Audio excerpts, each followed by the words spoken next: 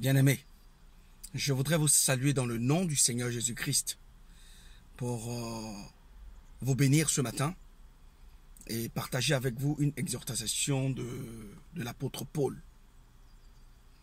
L'apôtre Paul a dit dans le livre de Galates, au chapitre 1, à commencer par le verset 6, que il n'y a pas un autre évangile qui nous a été annoncé. Mais il y a des gens qui veulent renverser l'évangile de Jésus-Christ. Donc, cette exhortation nous amène à penser que avant nous, il y a eu des gens qui ont voulu détourner la parole de Dieu à leur profit.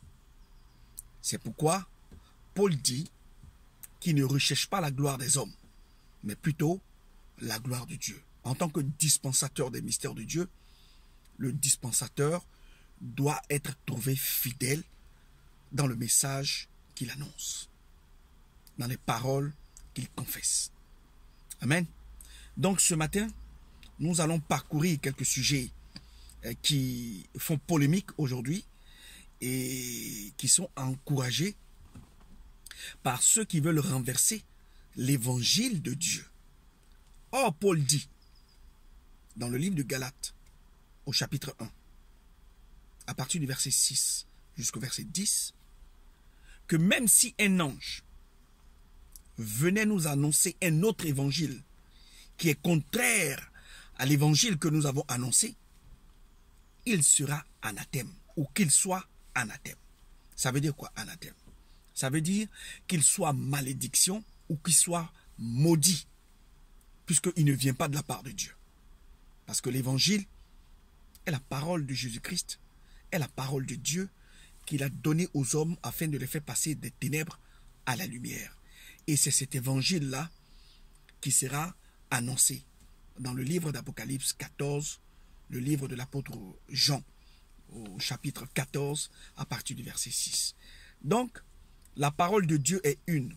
La parole de Dieu ne change pas. Elle ne change pas. Donc, c'est de cet évangile-là que je vais vous parler ce matin. Parce qu'il y en a qui renversent l'évangile de Dieu.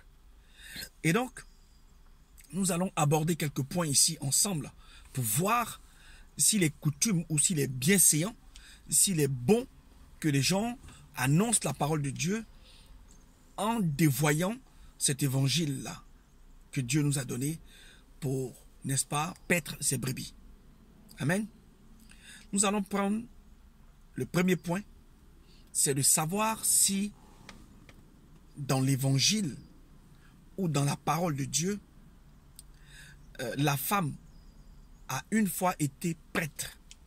Parce que le mot prêtre est appliqué à l'Ancien Testament et le mot prêtre aussi est appliqué au Nouveau Testament. Amen. C'est ce qu'on appelle évêque ou pasteur ou prêtre. C'est la même chose. C'est la même racine. Donc, est-ce que une femme a été prêtre dans l'Ancien Testament ou a été prêtre dans le Nouveau Testament? Comme ça, si nous parlons par révélation ou par prophétie, je pense que le niveau d'enseignement est très élevé et peut être rattaché à la révélation de la parole de Dieu. Parce que le dispensateur, il révèle les mystères de Dieu. Donc, si vous-même, vous constatez dans les recherches que vous allez faire qu'une femme a été prêtre, ça veut dire est rentrée dans la présence de Dieu, dans le tabernacle de Dieu, pour être, n'est-ce pas, sacrificateur de l'Éternel ou serviteur de l'Éternel, en ce moment-là, le problème ne peut pas se poser parce que Dieu ne se dédie pas. Mais si durant les âges, comme dit le livre d'Hébreux 1, que Dieu a parlé dans les temps passés par les saints prophètes, et Dieu parle maintenant par le Christ qu'il a établi roi, qu'il a établi, n'est-ce pas, sur toute chose, n'est-ce pas? Et que par le Christ, l'Esprit de Jésus qui nous a été donné, nous témoignons seulement. Donc, est-ce que Christ a établi des femmes apôtres, ou est-ce que dans l'Ancien Testament, est-ce que le Seigneur l'Éternel a établi une femme comme étant prêtre au service de Dieu et recevant les holocaustes, recevant les sacrifices d'action de grâce, recevant les sacrifices, les holocaustes, les dons volontaires? Est-ce que les Lévites qui avaient été la part de Dieu, qui avaient été l'héritage de Dieu, n'est-ce pas, dans la maison d'Israël, qui n'a reçu aucune part de la terre promise, est-ce que parmi les Lévites, les femmes lévites ont-ils été prêtresses dans le service ou dans le sacerdoce lévitique? Pour aujourd'hui être prêtresse dans le sacerdoce royal? Voilà la question. Puisque la nouvelle alliance vient de la tribu de Juda, dont Moïse n'a pas parlé. Voilà la différence. Une tribu, les Lévites, et une autre tribu, Juda, dont vient le Christ qui est donné dans le livre de Luc. Vous connaissez la généalogie, vous savez que Jésus est de la tribu de Juda. Donc, la question se pose, si on trouve une femme prêtre, au même titre que le prêtre Élie, que vous connaissez dans le livre de Samuel, au chapitre 2, en ce moment-là, puisque le mot prêtre existe dans l'Ancien Testament, on peut également le retrouver aussi dans le Nouveau Testament, puisque les pasteurs sont appelés évêques ou prêtres. Voilà un peu ce que dit le Nouveau Testament également. Donc, si une femme, je n'ai pas dit juge, parce que faut pas confondre juge, prophétesse, ou le don de prophétie, avec la fonction de prêtre, ou de grand prêtre, ou de sacrificateur. C'est ce qui nous a été montré quand Moïse a oint Aaron comme souverain sacrificateur. Est-ce qu'une femme a été déjà une fois souverain sacrificateur, donc prête pour l'expiation des péchés?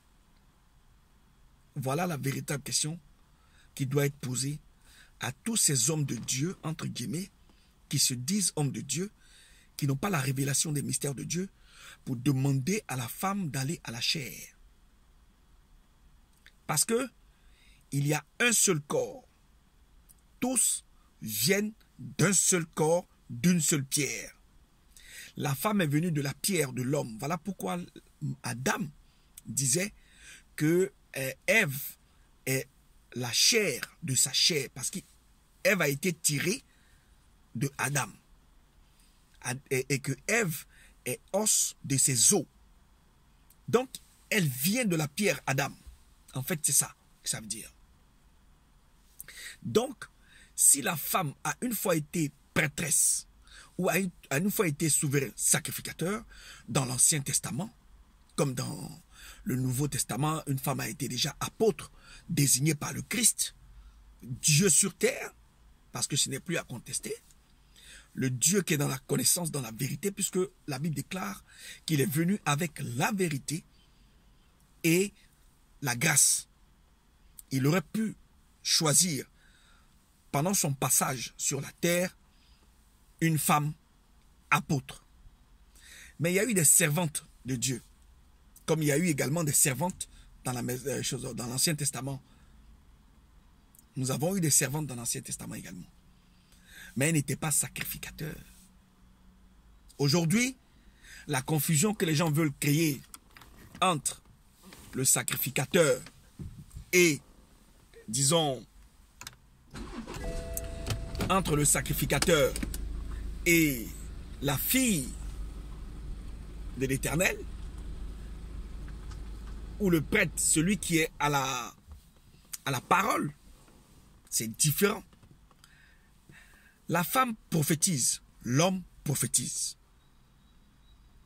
La femme est sacrificateur, l'homme est sacrificateur dans la nouvelle alliance. Mais qui est prêtre? On ne choisit pas un prêtre parce qu'elle est femme ou parce qu'elle prophétise. Les filles de Philippe, dans le Nouveau Testament, au chapitre Acte 21, disaient que les filles de Philippe, les 4 filles étaient vierges et elles prophétisaient. Amen. Donc, si les filles de Philippe prophétisaient, ça veut dire concrètement que elles étaient prophètes. Elles avaient le don de prophétie. Mais on ne peut pas être prophète et être prêtre parce qu'on est une femme. Voilà la différence. Regardez dans les Écritures, regardez dans les prophéties ce que ça représentait. Je vous donne juste une révélation prophétique. Quand vous prenez l'agneau, l'agneau devrait être un agneau mâle et non un agneau femelle. Ça veut dire que on serait avec une agnesse, ce qui n'est pas le cas. Dieu demande qu'on prenne un agneau mâle d'1 an. Et Dieu dit que tous les premiers fils lui appartiennent. Mais ce sont les mâles, que ce soit le mâle d'un animal ou le mâle d'un homme, c'est tout ce qui appartient à Dieu dans sa présence, dans son sacerdoce. Ce sont des mâles, donc des fils. Voilà pourquoi la femme peut prophétiser comme Déborah a prophétisé. Mais la femme ne peut pas être prête dans la maison de Dieu pour recevoir les holocaustes ou pour recevoir les sacrifices d'action de grâce. Ce n'est pas possible. Regardez vous-même. Interrogez votre bon sens pour savoir s'il est commun que la femme puisse être prêtre ou sacrificateur ou grand ou recevant par exemple les holocaustes dans la maison de Dieu, dans l'Ancien Testament. Ce n'était pas possible. Les Lévites étaient la part que Dieu s'est réservée pour être à son sacerdoce. Mais ce sont les Lévites mâles qui étaient au service de Dieu. Pourtant, Aaron avait des filles. C'est ça la vérité. Les 2 fils de Aaron étaient au service de Dieu dans le sacerdoce lévitique, Nadab et Abihu. Et quand les 2 sont morts, c'est Phiné, c'est Éléazar. Et après Éléazar, le fils de Éléazar, Phiné, est devenu souverain sacrificateur. Donc, voilà, ce n'est pas déconsidérer la femme que de dire que la femme ne peut pas être prête dans la maison de Dieu. Là où il y avait les femmes prêtres ou les femmes dans la maison de Dieu, c'est dans l'adoration d'Astarté, des faux dieux d'Astarté, des faux dieux Baal. C'est là qu'il y avait la présence des femmes dans la maison de ces faux dieux que adoraient les idolâtres. Regardez, il y avait un fils d'Israël, roi d'Israël, Josias. Dieu lui a donné la gloire. Et parce qu'il était roi en Israël, il est rentré dans la maison de Dieu pour offrir des holocaustes, des encens, lui-même en tant que roi, dans la maison de Dieu. Pourtant, il y avait les sacrificateurs qui étaient au service de Dieu, les Lévites, qui étaient dévoués à ce service-là. Et qu'est-ce qui s'est passé? Il a été recouvert de lèpre parce que Dieu n'a pas ordonné que ce soit un roi futur d'Israël qui soit prêtre au temple, dans la maison de Dieu, au service de Dieu, pour recevoir les holocaustes de Dieu. Puisque Dieu a proclamé, il ne révoque pas sa parole. Il dit, ce sont les Lévites qui doivent être à mon service. Mais les Lévites mâles.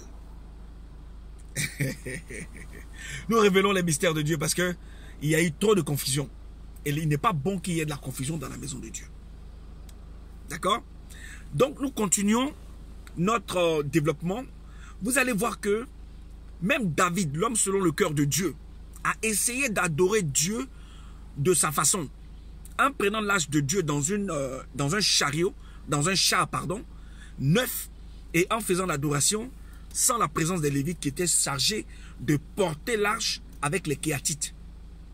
David, roi d'Israël, prophète de Dieu, homme selon, n'est-ce pas, le cœur de Dieu, fait une adoration en dehors de la volonté de Dieu.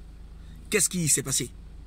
Uza, qui voulait aussi adorer Dieu en dehors de la volonté de Dieu, a voulu toucher l'arche de Dieu et il a été consumé, il a été brûlé, il est devenu la cendre. C'est là où David va se rendre compte que son adoration ne plaisait pas à Dieu. Et David va ordonner qu'on amena les Lévites pour porter l'arche et adorer Dieu selon que Dieu les prescrit. Donc, ce n'est pas une question de on n'aime pas les femmes ou on est machiste. Non! C'est une question de principe et d'ordonnancement. C'est une question de principe et de la volonté de Dieu que nous devons observer. C'est un commandement de Dieu. Donc, on ne peut pas mettre le commandement de Dieu à mal sous prétexte qu'on est machiste. Dieu lui-même est venu sur terre par le Christ. A-t-il choisi des femmes pour adorer ou pour être dans sa présence à son sacerdoce? Il a choisi 12 apôtres qui étaient des mâles, qui étaient des fils, des hommes. On peut le qualifier certainement de machiste, mais il est Dieu. Ce qu'il fait est sous l'emprise de la vérité. On ne peut pas critiquer ce que le Christ fait en choisissant des hommes, sachant que Marie était là, Marthe était là, elles avaient confiance en lui. Marthe disait dans le livre de Jean que il était Dieu, il était le Christ, pardon, il était le Christ, le Messie, le Fils du Dieu vivant, et qu'elle croyait à ça. Mais Marthe n'a jamais été choisie. Même Marie de Béthanie, qui a oint, n'est-ce pas, d'huile d'albâtre, le Christ, n'a jamais été choisie. Même la mère de Jésus, dans la chair, n'a jamais été choisie pour être au sacerdoce de Christ, pour être apôtre. Jamais.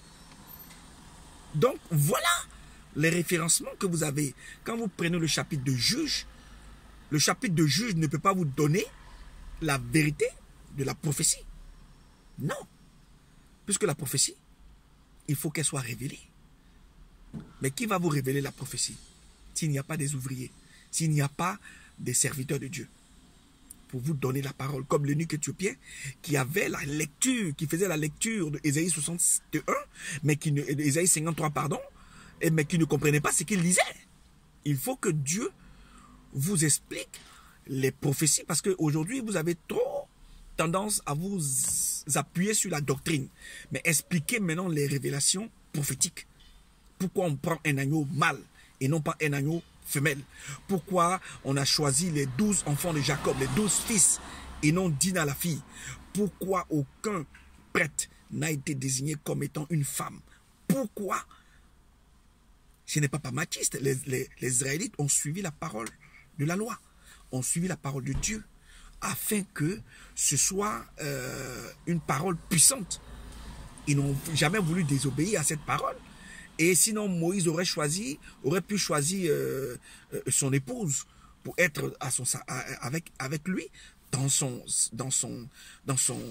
sacerdoce. Voilà. Donc, faites attention à toutes ces paroles.